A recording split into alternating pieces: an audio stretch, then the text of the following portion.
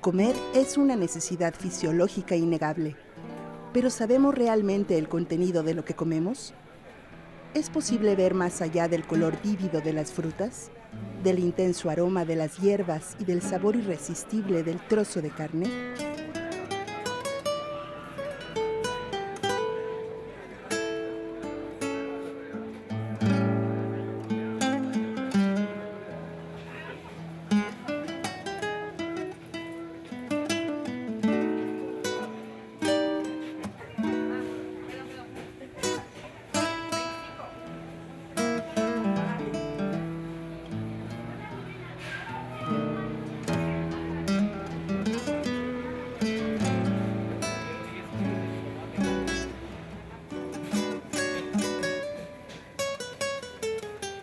Necesitamos comer para vivir, pero ¿sabemos el contenido de lo que comemos?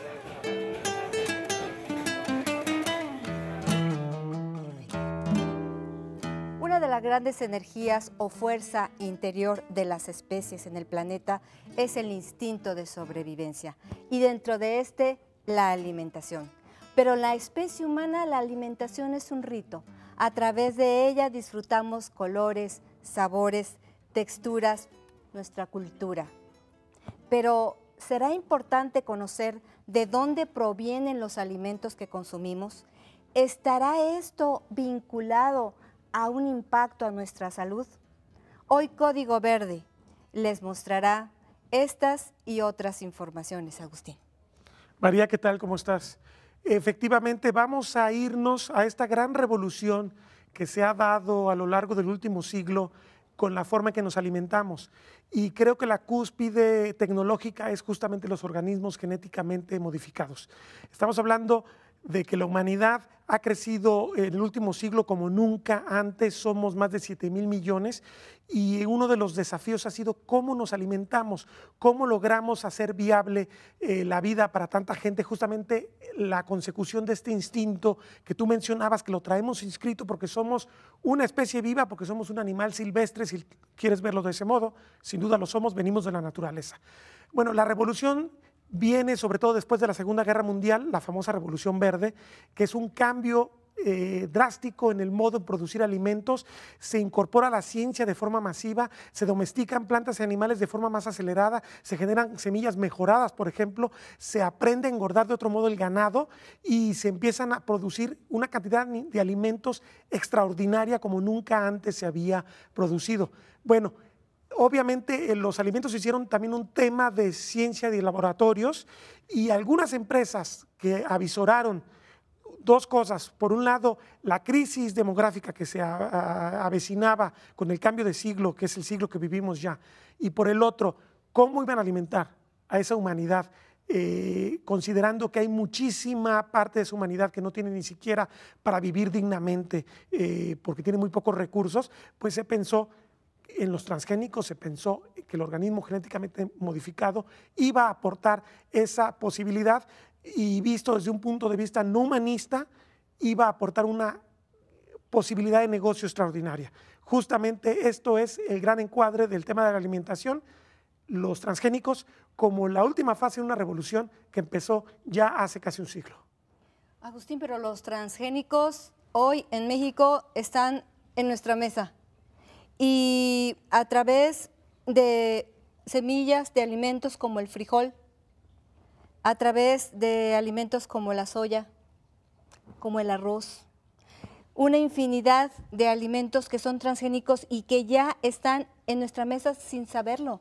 Sí, tienes toda la razón, justamente ese es uno de los grandes temas que se tienen que plantear, el derecho del ciudadano a saber qué está comiendo y aquí hay un déficit que no nomás abarca a los países en desarrollo, los mismos países del primer mundo con todas sus regulaciones estrictas, con todo el planteamiento de los derechos del consumidor tan fuerte que se ha dado, que es otra de las revoluciones del fin del siglo pasado para acá, con todo y eso no saben todavía con total claridad qué están comiendo, qué se está llevando a la mesa. ¿Por qué? Porque la industria de los alimentos es compleja, a veces probablemente la carne que nos comemos no directamente recibió, pero probablemente lo que alimentó a ese ganado sí era era un alimento transgénico. A veces se da el proceso de forma indirecta, por eso es importante conocer cómo funciona esta industria y cómo esta industria, que además de que genera fabulosas ganancias, ha podido plantear la solución a grandes desafíos, grandes azotes de la humanidad, que se van a asociar a otros temas que también hemos abordado y que abordaremos a lo largo de Código Verde. El tema, por ejemplo, del hambre que viene con el cambio climático, que sin duda es un desafío.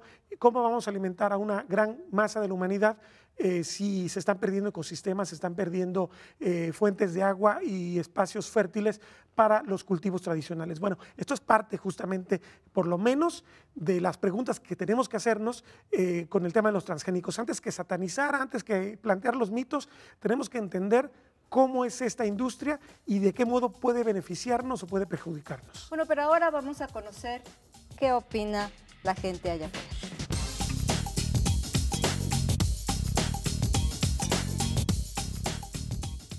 Los alimentos transgénicos son aquellos modificados genéticamente, ya sea para que tengan una mayor durabilidad o para que su producción sea más rápida en sí.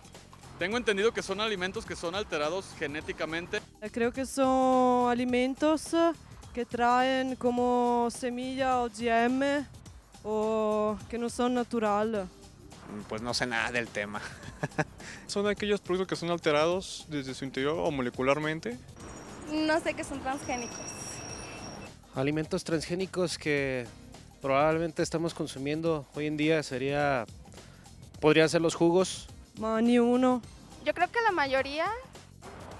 No, ninguno. No tengo idea. Frutas y verduras, jitomate, que me encanta mucho. Como la industria va creciendo, no sabes qué cambios pueden tener los productos que estás consumiendo hoy en día. Entonces es muy difícil saber si como o no como transgénicos.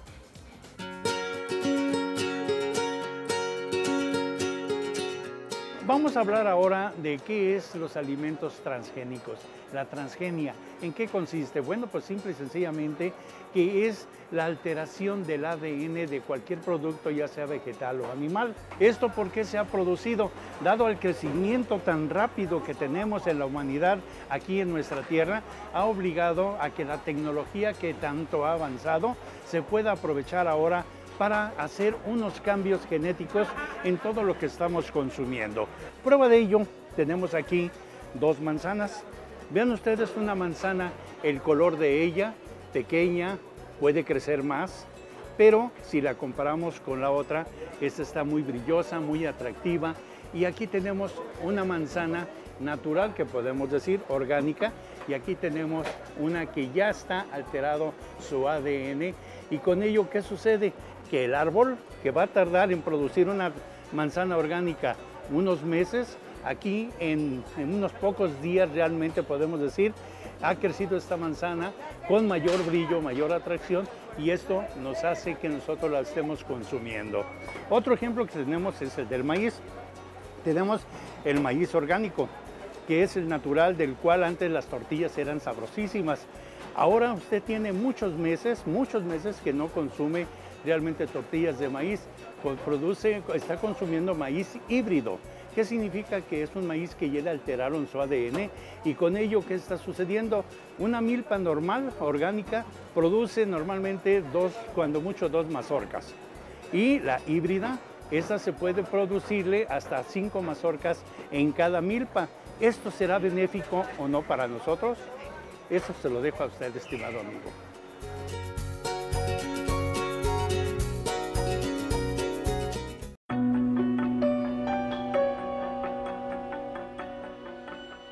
El hombre ha ido escogiendo ciertas características en las plantas o en los animales que le sirven. Entonces ha venido dándose a lo largo de la historia pues una manipulación genética. Los avances en la biología y en la computación permitieron acelerar esos procesos a una velocidad nunca antes vista, pero vamos, ha sido parte de la labor del hombre ante la naturaleza modificar las condiciones naturales. Los humanos no manipulamos genéticamente a los alimentos, solo lo manipulan genéticamente los dueños de las empresas transnacionales, ¿no? Desde cuándo se viene haciendo mejoramiento genético es otra cosa, ¿no? O sea, mejoramiento genético se hace desde el primer momento en que hay agricultura y hay ganadería, ¿no? Un agricultor que escoge aquellas plantas de semilla más grande, aquellas mazorcas de semilla más grande, y con esas siembra, está haciendo mejoramiento genético, ¿no? Un ganadero que escoge las vacas de los colores que a él mejor le parecen y las tiene como cría, está haciendo mejoramiento genético. La manipulación genética, que es lo que diferencia, ¿no?, digamos, a los organismos transgénicos de la selección y mejoramiento de semillas, esa tiene 20 años, ¿no? En este momento se habla de que hay 160 millones más o menos de hectáreas sembradas con maíces transgénicos en el mundo. Y bueno, sí hay un crecimiento que fluctúa entre el 8 y el 10% anual, pero este sucede más que nada en los países que están más comprometidos con el tema, como son obviamente Estados Unidos de Norteamérica, algunos países como Argentina, ¿verdad?, como Canadá, que son los que lo secundan, y otros que están entrando en esta estrategia como la India.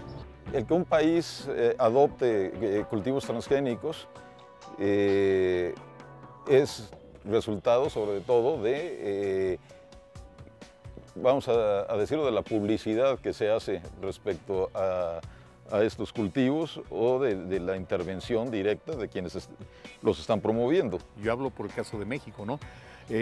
Cuando ve que sus condiciones de productividad no son competitivas, considera que un desarrollo moderno, un desarrollo tecnológico moderno como es este de los transgénicos, pudiera ser la tabla de salvación. Máxime cuando la propia empresa que está dentro del país le aconseja al oído que pues, eso es un signo de modernidad y va a haber un desarrollo muy adecuado. Se ha generalizado porque es más barato en general producir con estas tecnologías que sin ellas. También hay algunas ventajas ecológicas, por ejemplo, el empleo de agroquímicos se reduce fuertemente al utilizar semillas genéticamente modificadas. Ya los últimos avances se están hablando de semillas que requieren menos agua. La producción de semillas de cultivos es un negocio.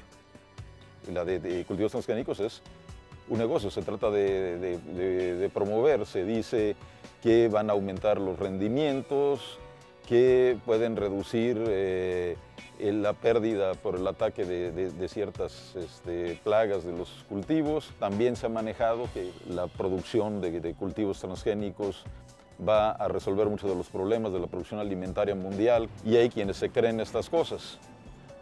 Y hay muchos más que resultan beneficiados por promoverlas. La intención de las transnacionales es justamente hacerse del mercado de semillas, porque el mercado de semillas es el que garantiza, posibilita o inhabilita la capacidad de las personas y las comunidades para producir su propio alimento. Un escenario en el que las multinacionales sean las dueñas de nuestras economías, de la información genética, de nuestras posibilidades de reproducir las semillas, de guardarlas, etcétera, pues no es un escenario imaginado. La biopiratería se refiere a la capacidad que tiene la iniciativa privada para hacerse de patentes y de propiedad intelectual sobre seres vivos, sobre genes, sobre órganos, sobre células. Se ha hablado mucho en el concepto de que las transnacionales tratan de cuidar la propiedad intelectual o la propiedad física, incluso que tienen sobre los genes que ellos han identificado. La legislación de cualquier país protege los derechos de autor, las patentes, las marcas comerciales, los diseños, y bueno, pues también así protege las nuevas variedades de plantas o animales que se van creando. Entonces, yo digo que también ahí hay que aclarar que no es propio de los organismos genéticamente modificados esa lucha entre el que los desarrolla y el que los quiere usar, como dicen, por la libre. El que algún agricultor pueda tener a la mano o dentro de su cultivo una secuencia genética formada por una empresa transnacional es motivo suficiente para que pueda ser demandado.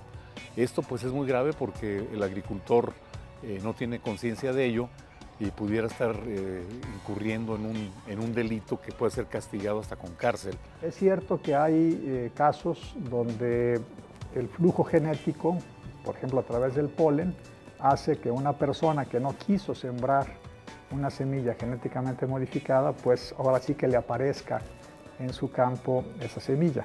Los países que permiten las semillas genéticamente modificadas regulan a través de reglamentos pues su uso. Entonces tiene que haber barreras entre una parcela y otra para reducir al mínimo ese riesgo. México, como muchos otros países, tiene regulado el uso de semillas genéticamente modificadas. Hay una ley de biotecnología, hay reglamentos de esa ley y hay normas oficiales mexicanas que establecen todas esas restricciones. Sabemos que los granos de polen se transmiten libremente y que, bueno, pues aunque se hable de aislar de diversas formas, esos pueden ser trasladados por el viento o por los insectos y llegarán finalmente a contaminar a los cultivos vecinos. El riesgo más grande que tenemos en esta condición es que las resistencias genéticas, por ejemplo en el caso de la resistencia a todo tipo de herbicidas que se da en el maíz transgénico, se transmite a los parientes cercanos al maíz, que son los que los agricultores llaman maicillos, que nosotros técnicamente conocemos como teocimples, y que entonces son competidores naturales, malas hierbas, que compiten al maíz en su producción y que pues van a terminar ganándole porque son materiales silvestres o especies silvestres que tienen más rusticidad contra variedades mejoradas que son más difíciles de cultivar. Entonces, en un país que es fuente de origen de cultivos, principalmente el maíz, pues la introducción de cultivos genéticamente modificados de maíz representa un riesgo para la conservación del patrimonio genético y prácticamente todo el territorio mexicano es centro de origen de maíz. Hay variedades por todas partes. Es curioso, pero todos los países que son centros de origen de otras plantas, trigo, arroz, tienen prohibidos los transgénicos. ¿Por qué? Porque al ser centro de origen, en el caso del maíz, somos centros de origen de algo que es un patrimonio mundial. Perder la diversidad genética de maíz a través de la contaminación con los transgénicos es un riesgo grandísimo para México y para la humanidad.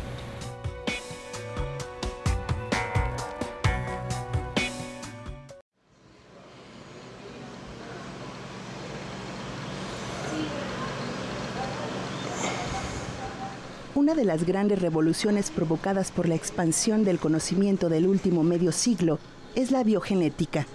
Sin embargo, la deriva de una tecnología polémica, para unos, es la clave para acceder a una alimentación balanceada y de baja toxicidad que resuelva de forma barata los problemas alimentarios y nutricionales. Para otros, es una amenaza creciente a la biodiversidad, al patrimonio genético milenario de los pueblos, a sus derechos económicos y de desarrollo autónomo.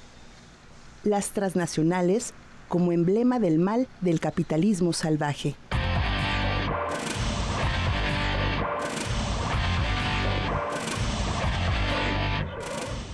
La biotecnología aplicada a la producción de alimentos tiene usos interesantes. Las metodologías de la biotecnología nos permiten abreviar tiempo y ser más precisos en el manejo de estas estrategias, siempre y cuando nosotros lo hagamos dentro de la misma especie. En cuanto a los riesgos o males que pudiera atribuirse a este tipo de desarrollos tecnológicos, desde luego que está la falta de información y la falta de tranquilidad o seguridad que podamos tener todos de que las secuencias genéticas que han sido trasladadas de una especie a otra van a permanecer estables.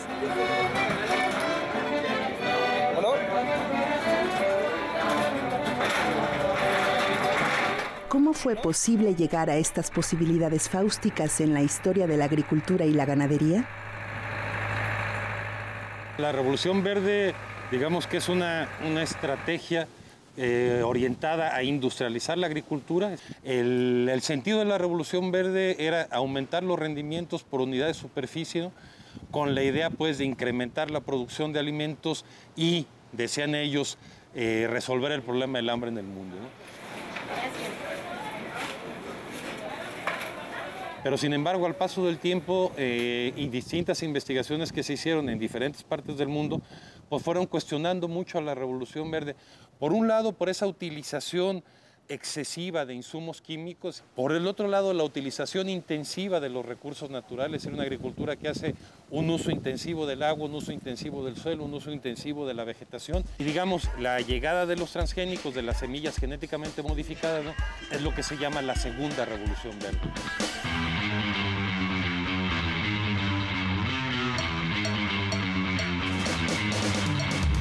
Lo cierto es que la biogenética es llevar a los laboratorios lo que el hombre y los pueblos han hecho pacientemente por siglos.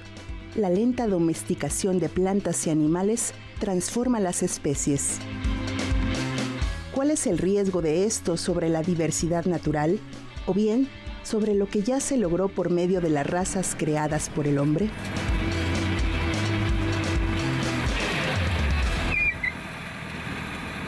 Las plantas en general tienen mecanismos abiertos de polinización y por lo tanto puede haber contaminación transgénica, es decir, de genes que tú no quieres que aparezcan en otra planta por sus propios medios, ¿no? Y entonces pues es un riesgo muy grande de que esta domesticación que nos llevó a tener tantas razas de maíz nativo, pues se vean de manera permanente reducidos en su capacidad de, por un lado, de reproducción y también en las características que van a presentar cuando crezca la planta.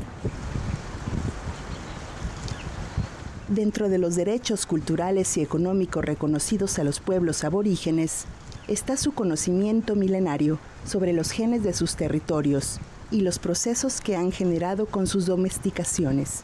Todo ello amenazado por la biopiratería, con que son señaladas las multinacionales de los organismos genéticamente modificados. En México decir que es necesario el maíz transgénico para aumentar la producción es un argumento comercial, no es un argumento científico, ¿no? Que una empresa transnacional que se ha robado, por ejemplo, la diversidad genética del maíz mexicano, venga y diga que es dueña de una semilla, ¿no?, y que aquel agricultor mexicano que use la semilla le debe, es una barbaridad.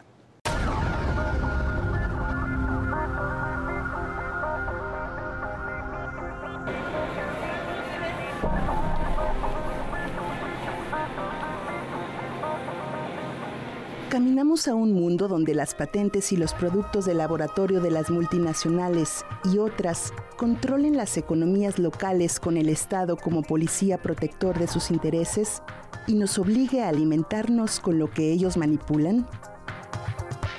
La presencia de las transnacionales y de las transnacionales semilleras hace que se pierda la soberanía alimentaria, ¿no?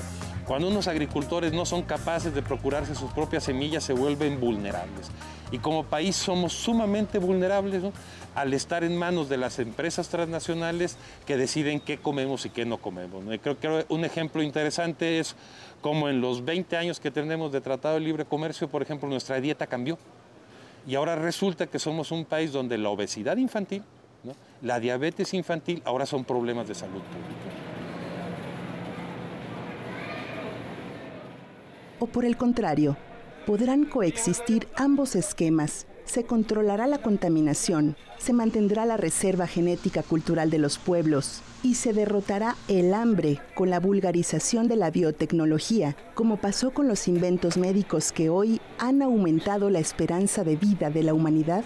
La realidad es que hasta el momento no ha habido un desarrollo tecnológico de transgénicos que esté orientado directamente a resolver un problema social a cambio de simplemente el altruismo, ¿no? A cambio de nada. No, siempre hay de por medio un beneficio mercantil muy fuerte o no se hace el desarrollo tecnológico. El potencial está, pero ¿quién va a invertir todo lo que se necesita para que sean realidad estas proyecciones que se anuncian tanto?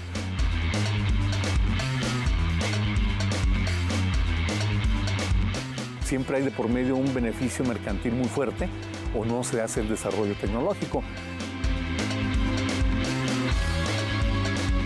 Claro, para vender la tecnología y conseguir los sí de todos los involucrados, se ha manejado toda una campaña publicitaria que así lo anuncia.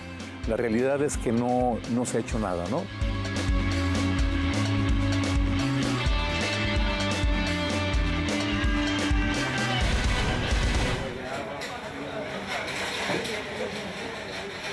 Este es un tema cargado de interrogantes. ¿Cuál es el papel del consumo responsable en garantizar que las posibilidades fabulosas no se conviertan en una pesadilla? El consumidor responsable, por antonomasia, digámoslo así, ¿verdad? Por definición, sería aquel consumidor que se va a cuestionar a quién apoya con sus actos de compra y que definitivamente va a preferir agricultura local, agricultura orgánica, agricultura solidaria, que apoye, por ejemplo, a comunidades indígenas, a cooperativas de mujeres, a proyectos de pequeña escala, a granjas familiares, antes que a multinacionales.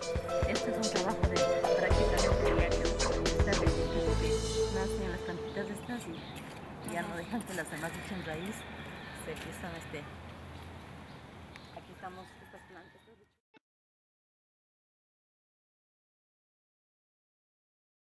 En todos los países que tienen legislación al respecto de los transgénicos, se evalúan fundamentalmente 3 riesgos. Y hasta que se evalúan los 3 riesgos, el riesgo de salud, el riesgo ambiental y el riesgo agronómico, hasta entonces se le da luz verde a una variedad genéticamente modificada para salir. Tendremos que definir con precisión el efecto de la llegada de un nuevo maíz a un ecosistema. Pero esto no es posible de definirlo cuando no hay estudios serios que demuestren que en la liberación confinada, como le llaman sellos, o controlada, ya hay cambios. ¿De qué tipo son esos cambios? O que se tengan efectos sobre otros insectos hacia los cuales no está dirigido, por ejemplo, un maíz que tiene la toxina de una bacteria para reducir el ataque de sus plagas. Seguramente sí va a ser un efecto muy fuerte porque hay cadenas tróficas en donde el vegetal produce, el animal consume y nosotros seres consumimos también parte de esos productos y tenemos el traslado del efecto en forma amplia. Sobre salud humana se ha hablado, por ejemplo, de problemas de toxicidad o de nuevas alergias. De hecho, es de repente medio difícil de demostrar porque hay tantos compuestos químicos nuevos que se aplican que hay toda clase de alergias. La verdad de las cosas es que no tenemos las evidencias, ni los grandes productores de transgénicos, las empresas transnacionales que lo han hecho, las han mostrado, ni hay unos programas de investigación nacionales que lo hayan tampoco generado y difundido entre la sociedad. Ese es uno de los grandes problemas que tienen los desarrollos transgénicos. Falta información, falta seguimiento y monitoreo. Quienes han hecho pruebas al respecto son precisamente las empresas transnacionales que los han generado. Por algún motivo no dan a conocer la información. Lo más razonable entonces sería aplicar este principio de precaución. O sea, si hay un riesgo y no está plenamente demostrado que no lo haya, entonces deberíamos de ser precavidos en esto. Y obviamente hay otros aspectos éticos relacionados con la acción gubernamental. Hay una larga historia de corrupción relacionada con la expansión de los cultivos transgénicos en muchas partes del mundo y donde parece que las autoridades, tanto de medio ambiente como de agricultura, están trabajando en función no de los intereses del pueblo, sino de los intereses de las compañías multinacionales. Sucede como las industrias farmacéuticas o como la industria automotriz o como los grandes bancos. Cada día se consolidan más. Entonces es un hecho que estamos en un mundo interdependiente, globalizado, y que unas cuantas empresas tienen los recursos económicos para ir haciendo los grandes avances. Se habla mucho de que estos desarrollos pudieran beneficiar a grandes conglomerados y hacer mejor su calidad de vida, su productividad. Sin embargo, no están diseñados para eso. Ellos ligan estos desarrollos a una serie de paquetes tecnológicos que obligan al agricultor, sin importar su posición social, a comprar todos los complementos del paquete tecnológico. El control de la producción agrícola y alimentaria pues deja de estar en manos de los agricultores por un lado y los consumidores y pasa a las grandes corporaciones que tienen el control del sistema. Al final de cuentas esto es un asunto de pérdida de soberanía alimentaria. Sin embargo, vuelvo a lo mismo, hay maneras pues, inteligentes, prácticas de contrarrestarlo. Yo creo que se podrían hacer consorcios de los países en desarrollo para investigar este tipo de semillas y contrarrestar el poderío de las empresas privadas. En el caso de México, por ejemplo, sabemos que el maíz es parte de nuestra idiosincrasia, entonces es muy importante que nosotros tengamos la precaución de medir ese efecto antes de tomar decisiones. Se plantea la pregunta de si uno alimentaría a su familia con productos transgénicos o no. Yo digo que ya no es una opción, o por lo menos es una opción demasiado compleja y cara para el día con día. Como la cadena de alimentos es tan larga, es muy difícil decir que en ninguno de los pasos hay alguna presencia de transgénicos. Entonces, si ustedes se fijan en alguna etiqueta de un alimento en otro país avanzado, lo que dice es puede contener ingredientes genéticamente modificados, pero no lo asegura. Respecto a qué papel juegan los consumidores en el asunto de los transgénicos, podríamos decir que sería un papel importante si el consumidor tuviera la posibilidad de tomar una decisión, pero esa es una información que no tiene el consumidor. ¿Por qué? Porque no hay un etiquetado de los productos. El estar informando si un alimento tiene elementos genéticamente modificados o no, tiene un costo. Y a veces es un costo muy alto, tan alto que lo puede hacer impráctico. Pongamos el caso de las tortillas, ¿no? O sea, si en una tortillería se usa maíz genéticamente modificado, pues una tortilla se vende por kilos, entonces no hay un envase que tenga toda la información nutrimental como tiene una barra de pan o una lata de sopa. Para mí, el argumento de que no se pueden etiquetar los productos transgénicos porque eleva mucho el costo y es carísimo, francamente es un argumento irrisorio, porque pagan otros costos que son mucho más altos que el de los etiquetados. Y yo creo que en las tortillerías de nuestro país, de México, se podría poner un letrero que diga a todas las personas que hacen fila para llevarse su kilo de tortillas, el maíz que se utiliza en esta tortillería es transgénico. Este país debería de estar invirtiendo en el rescate de toda la riqueza que tenemos de tecnología agrícola tradicional para el diseño de mejores prácticas agrícolas basadas en criterios agroecológicos, que está demostrado que pueden tener rendimientos iguales o más altos que muchas de las técnicas basadas en cultivar utilizando fertilizantes químicos, venenos. La biotecnología es una herramienta más, como es la energía nuclear o como es el shale gas, que tiene aspectos positivos, tiene aspectos negativos, y bueno, la decisión de las sociedades y de los gobiernos es cómo potenciar esas ventajas y cómo reducir las desventajas o los riesgos para la salud, para el medio ambiente, para la biodiversidad. Una garantía que pudiéramos tener para estar más tranquilos como sociedad sería que la información fluyera, que los monitoreos y el seguimiento fueran reales y las universidades pudieran hacer este trabajo en bien de la sociedad, para que la sociedad conozca de qué está sucediendo en este tipo de desarrollos tecnológicos y pueda tomar decisiones.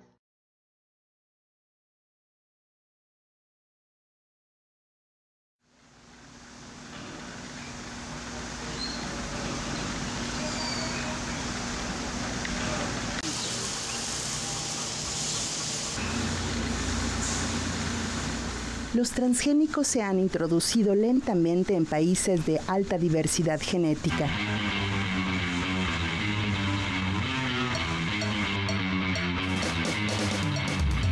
Y que, como México, son centros mundiales de domesticación histórica de plantas y animales. ¿Qué sucede cuando se genera un proceso de contaminación de semillas modificadas en laboratorio? En la parte del sur, donde fue autorizado el abrir cultivos ya a explotación comercial, por ejemplo, el sector de apicultores están preocupados porque el usar organismos genéticamente modificados en estas áreas, a ellos les va a afectar la polinización de otras plantas y con ello las abejas que van a ellas y sumen el néctar para después originar la miel.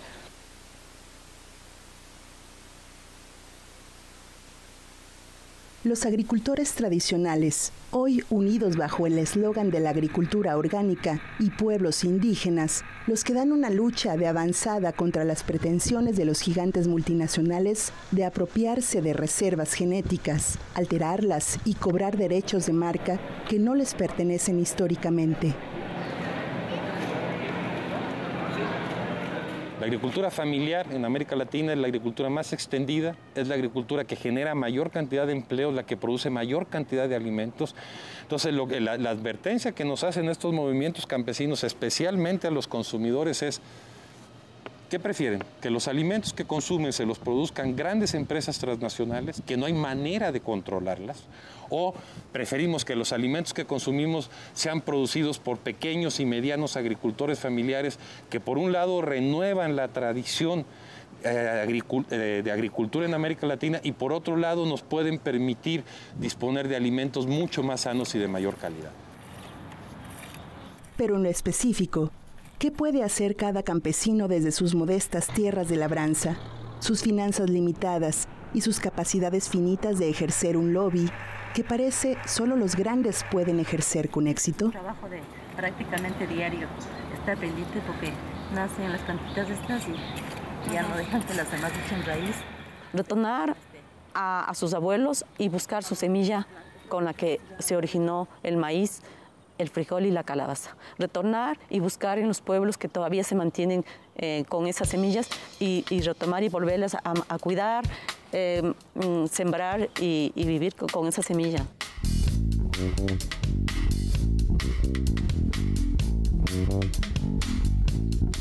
Yo pienso que el gobierno les tiene que apoyar para que no entren esas semillas acá, no se les obligue a comprar esas semillas, que no vivan, no dependan de esas semillas. Y la gente no consuma. Si dejamos de consumir algo que no nos está beneficiando, pues van a tener que echar para atrás. Luchar contra el hambre y la malnutrición, ¿en verdad?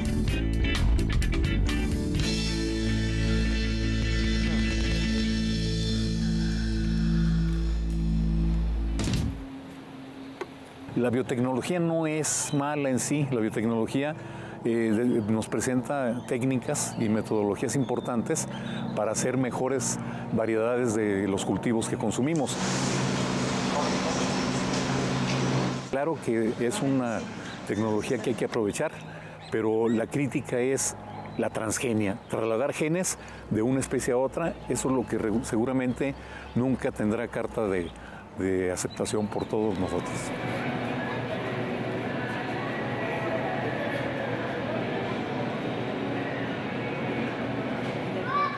Esto demanda un Estado vigilante y no simple gendarme de los grandes intereses empresariales. Se habla mucho de que el Estado pudiera regular este tipo de desarrollos y garantizar a la sociedad que habría ciertas medidas de seguridad.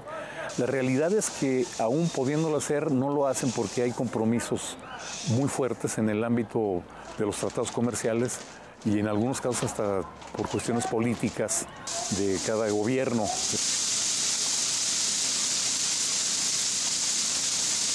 En el caso de México, la ley de organismos genéticamente modificados y de bioseguridad establece en algunos de sus capítulos, primero que habría el monitoreo y seguimiento de estos desarrollos tecnológicos cuando son liberados para dar la información al consumidor de qué está pasando, no le existe.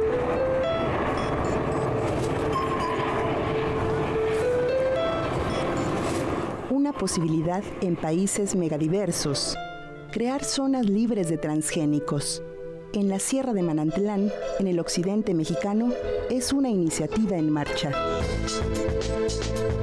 El crear y declarar zonas libres de transgénicos me parece que es también una manera de proteger la riqueza biocultural de nuestro país.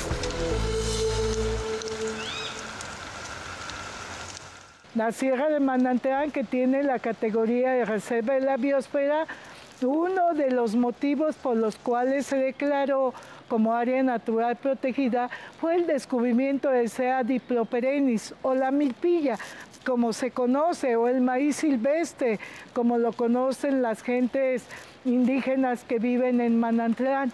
Entonces, esta milpilla es el país más ancestral que tenemos del maíz comestible que llega a nuestras casas vía tortilla.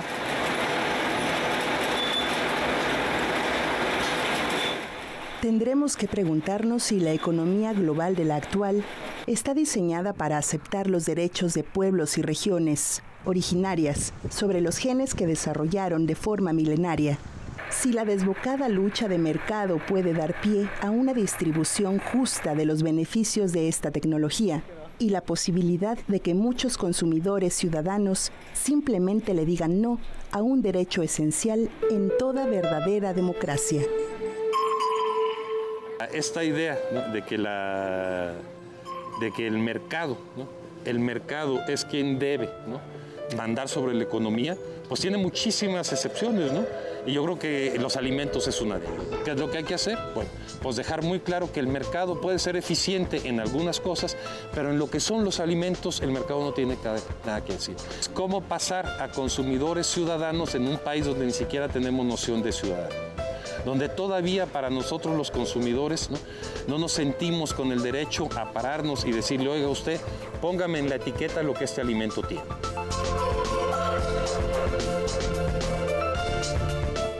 Nunca debe perderlo de vista. La última palabra la tiene el consumidor.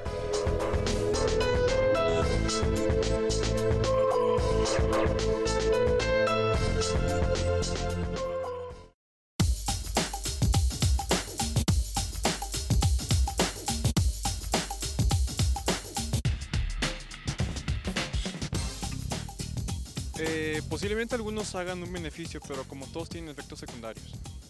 No sé. Aquí lo que estamos viendo es que al ser transgénico, lo más natural sería que se transformara el gen para mal. Entonces yo pienso que ya no aportan la misma vitamina. Creo que hace mucho daño. Seguramente 100% hacen daño a la salud. La verdad no, pero ya lo he comido sin saber. Algo etiquetado, pienso que no. Probablemente sí. No. La verdad yo diría que sí. No, absolutamente no. Realmente ver cómo está hecho el producto y saber qué efectos secundarios me puede ocasionar para evitar a la larga, ¿no? Pues no estaría mal tener un huerto familiar. Donde voy a sembrar lo que es rábano, pepino, jitomate, un jardín pequeñito. Para comer mejor, no hay nada mejor que lo natural. Es importante que hoy, cuando estemos en el supermercado, en una tienda comprando nuestros productos que vamos a consumir, leamos la etiqueta. Muy probablemente todavía no venga en ella, esto es un producto transgénico, pero vamos a exigir, vamos a llegar hasta el momento, como en otros países ya lo tienen, Agustín, este producto es transgénico. Sin duda, este es uno de los cambios que tenemos que demandar como sociedad.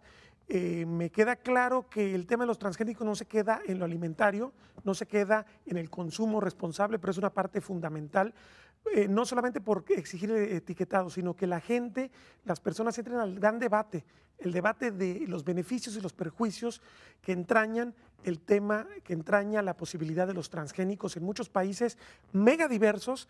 Los países del tercer mundo, en este caso, tienen que exigir muchas respuestas antes de permitir la llegada de productos transgénicos. Existe el temor, por lo menos, de que pueda generar un proceso ecológico irreversible, contaminación, daños en semillas, daños en especies vivas que implican una cultura de miles de años. La domesticación del maíz, por ejemplo, en el caso de Mesoamérica, son cosas que exigen una intervención directa de los gobiernos, que son la herramienta que nos hemos dado los ciudadanos justamente para poder enfrentar los intereses particulares que entrañan esta gigantesca industria transgénica, esta gigantesca industria. La otra es que tenemos que eliminar mitos, barreras. hay que contestar preguntas. Creo que la industria transgénica tendría que ser la primera interesada en darnos respuestas contundentes para saber si no hay una razón para tener temor, pues caramba, ahí podemos tener una solución extraordinaria. Pero mientras no lo sepamos, el principio precautorio demandaría la contención y decir, sabes que no, y sobre todo, insistiría yo, menos en los países que tienen mucho que perder con la entrada de esta industria. Finalmente, habría que abonar el tema de la biopiratería, el tema del conocimiento de la biodiversidad que ha sido acumulado por los pueblos tradicionales del mundo, que existe un riesgo de que esta gran industria se lo apropie, pese a que es un trabajo milenario de estos pueblos. Bueno, hay que defender los derechos de autoría que tienen estos pueblos sobre los productos bióticos que estamos comiendo. Bueno, porque hemos visto a lo largo de nuestro programa que no hay una visión unificada sobre el tema. Diferentes especialistas nos dicen México es un país megadiverso y como tal debe de proteger esa biodiversidad. La semilla transgénica entrará y entonces será la superdominante. Podrá desplazar esos endemismos, es decir, aquellas especies de plantas que son únicas en México y que no existen en ninguna otra parte del mundo. Y hay que ser enfáticos, María. Es el caso de México, es el caso de Indonesia, es el caso de Brasil, de Colombia, de Kenia. Hay el cinturón de los países que están en torno a los trópicos, entre los trópicos, es donde existen probablemente arriba de 80% de las manifestaciones de vida que tiene el planeta. Entonces, que este tipo de contaminación se pudiera dar sería muy delicado. Necesitamos muchas respuestas que no existen todavía y hay que cerrar probablemente este programa con ese énfasis. Necesitamos respuestas.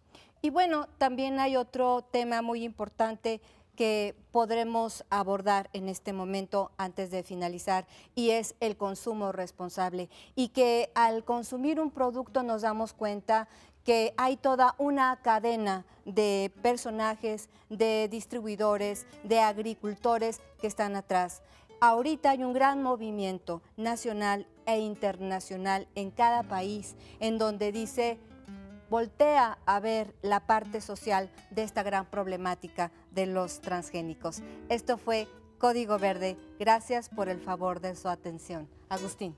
Muchas gracias. Gracias. ¿Cuánto que le pongan, amiga? Amiga, anímate a ver qué te hace falta. Bueno, vale, señora, un cuartito, medio que no. Es nuestro derecho conocer muy bien lo que comemos.